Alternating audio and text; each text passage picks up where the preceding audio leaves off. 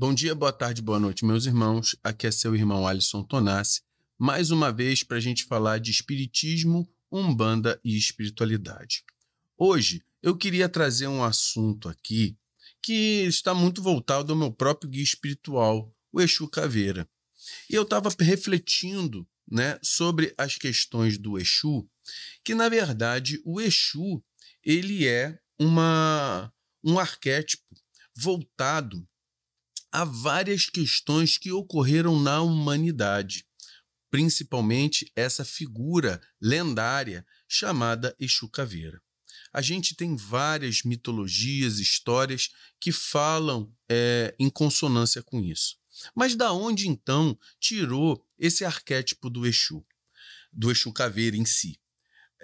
E eu estava dando uma estudada, eu estou até aqui com algumas anotações, que, primeira parte, a humanidade ela tem um entendimento das questões do arquétipo a partir do conceito da morte. E a partir desse conceito da morte, sempre existiu. E aí eu vou dar aqui um exemplo, o conceito da morte como entidade, ou seja, tirou primeiro a observação de que a morte em si, ela seria uma entidade fora o acontecimento da vida, E lá pelo século XV, começou a criar um arquétipo com uma túnica, uma forma esquelética, uma forma de caveira, que carrega uma gadanha. O que é essa gadanha? É aquela foice que tem na mão da morte, É uma ferramenta similar à morte, a foice. Ela tem uma túnica preta, certo? Normalmente, isso é inspirada, essa túnica e o capuz, ela é inspirada em Hades, o deus grego do mundo inferior. Para os romanos, esse deus era Plutão, certo? Ele sempre, além disso, tirado disso, você tem ali o Abaddon, que é chamado Apolon, também que tem na Bíblia, que é o anjo do abismo, tá? Nas tradições judaicas. No Novo Testamento, eles colocam como Satanás. Não é muito a nossa praia, que a gente não vem dessa conformação de observação bíblica em si para a questão do Exu. No islamismo, está muito ligado ao anjo Israel, Azrael, E para o judeu é pelo anjo Samael, Sustentam, que eu vou ler um trechinho aqui, sempre faço isso, a gente dá uma lida e comenta, tá? Sustentam que a morte é um psicopompo. O que é um psicopompo? A personificação da morte é um arquétipo que se mostra como condutor das almas. Então, o psicopompo da morte é o condutor das almas, servindo apenas para cortar os últimos laços entre a alma e o corpo e para guiar os mortos do mundo material para o mundo espiritual, sem qualquer controle sobre o fato da morte em si. Ou seja, então a gente pega um arquétipo que simboliza as questões da natureza, que é a morte, e se coloca uma atitude meio que divinizada. E você separa ela através de cria-se uma personificação. Essa personificação se mostra através de uma caveira, vestida com um manto e um capuz e a gadana, que é aquela foice, certo? E isso vem de várias tradições. Aqui eu falei da tradição judaica, da tradição do islamismo, Existem tradições que é, por exemplo, da Grécia, que tem também onde a morte ela é chamada de Tânato, que é irmão de Hipnos, ou seja, Tânato, ele é o anjo da morte, irmão de Hipnos, o deus, né, no caso, não anjo, deus da morte, que Hipnos é o deus do sono. Então, eles fazem... Olha a correlação que eles fazem, que o sono ele é irmão da morte, tá?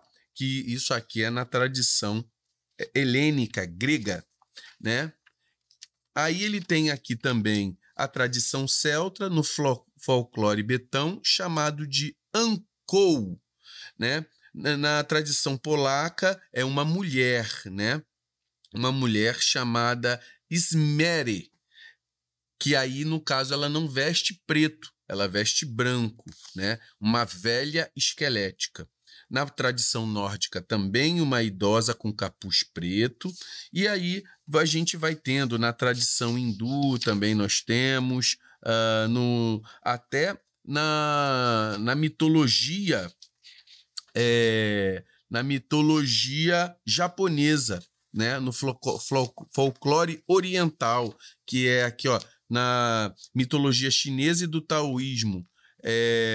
O nome dessa... eles colocam não como um deus da morte, mas com o grande rei. É um rei Enma Daioh. Enma Daioh. Então, o que acontece? Você tem as culturas personificando a morte. E aí, a morte sendo simbolizada como uma caveira, a gente tem essa tradição de observar a caveira como aquela que mexe com a morte. E aí a gente vai ver o ponto de força, por exemplo, trazendo essa constituição da personificação da morte para o Exu. O Exu, ele vai tratar ali no Campo Santo. E aí eu vou trabalhar aqui em cima de alguns significados. Ó. Vamos lá. O Exu Caveira. Exu Caveira é o símbolo da morte. A caveira, ela designa também perigo, certo? Ela também significa, por exemplo, nas bandeiras piratas, um símbolo de ameaçador, certo? Como, por exemplo, a faca na caveira do BOPE mostra que aquele grupamento é um grupamento perigoso, simboliza que ele pode causar destruição. Aí, como a bandeira dos piratas também. Isso sempre foi colocado pela publicidade. Hoje, você colocar uma camisa de caveira é comum, é maneiro, né? Então, o mais importante dessa simbologia que eu vejo da caveira é a simbologia que fala a favor da transmutação, da transformação. Aí eu vou dar uma lida aqui, ó. Símbolo de transmutação e de coisas efêmeras, de renovação e de ciclos, e dos ciclos da morte e do renascimento. A caveira também é muito presente em ordens esotéricas, tendo uma presença importante no mundo do ocultismo. É um símbolo presente na maçonaria, na alquimia, entre os estudantes de magia. O símbolo da caveira e dos ossos, né? Ele também simboliza enfermidade, reflexões para a gente entender sobre as questões da enfermidade. No México, a caveira ela é simbolizada como o símbolo dos espíritos que foram para o mundo espiritual. E lá eles fazem celebrações para a Santa Morte, né? Então eles homenageiam os mortos. Faz parte da existência que temos de aceitar, ou seja, eles relembram que nós temos que aceitar a condição natural da vida, que é a morte. Então, eu vou dar eu tenho um outro papel aqui que ele fala, olha, transformação e mudança, que a gente já falou, troféu e vitória. Muitas vezes, muitos povos bárbaros que tinham por exemplo, os vikings e muitas tribos, quando conquistavam outros povos, eles retiravam os crânios para fazer como troféus. Na caça, retiravam os crânios dos animais, que eles pensavam que, fazendo isso, a essência da energia daquele animal potencializava para aquele grupo. Então, era um troféu de vitória e de poder. Eles também faziam sacrifícios, fazendo o uso dos crânios e dos ossos como símbolo de ofertar. Aí eu botei aqui símbolo de perigo, a gente já falou. O significado da caveira. Aqui, por exemplo, quando você sonha, o significado da caveira, ele serve para a gente entender como sorte, prosperidade, descoberta, ou seja, trazer à tona aquilo que vem para o que estava escondido e vem à tona. Quando você sonha com muitas caveiras, você descobrir um segredo, mas que você tem que ficar quieto. Também, se você sonha com uma caveira numa flâmula, ou seja, na bandeira do pirata, significa lucro, sucesso profissional, certo? E eu acho que a condição mais importante de simbologia do Exu Caveira, da caveira que é o Exu, é o símbolo de igualdade, né? É para saber que nós estamos aqui de passagem, que não somos eternos na carne, somos todos iguais, não temos, por baixo dessa carne não há sexo, cor, classe social, preferência, todos somos iguais. Então é muito legal a gente começar a entender que, apesar de ter cada um, a gente tem uma falange de caveiras que você tem o Tata Caveira, o João Caveira, o Exu Caveira, Sete Caveiras, Rosa Caveira. Existe uma falange voltada a isso. Esse ponto de força que é a Calunga, ou seja, a terra de transição, regida pelo nosso pai, o Baluaí e o Mulu, pelas santas almas, eles estão ali no Cruzeiro e na Calunga Pequena. Lá é o campo, né, de atuação do Caveira. O que ele faz? Aí eu vou dizer basicamente pelo meu guia espiritual. Ele me desdobra através dos seus trabalhos. Ele faz proteção espiritual. Já me levou em muitas trunqueiras onde se faziam trabalhos negativados e para desfazer os trabalhos de negatividade que jogavam energia ruim em alguém. Chegava lá, atuava, destruindo mesmo na contraparte astral aqueles trabalhos negativos. E também a separação do corpo, como é a simbologia da morte, né? O psicopompo, que é ajudar o espírito a se desconectar da matéria e levá-lo para o caminho no mundo espiritual, encaminhá-lo. Então, isso o Caveira também faz bastante. Trabalha com cura, com proteção, trabalha.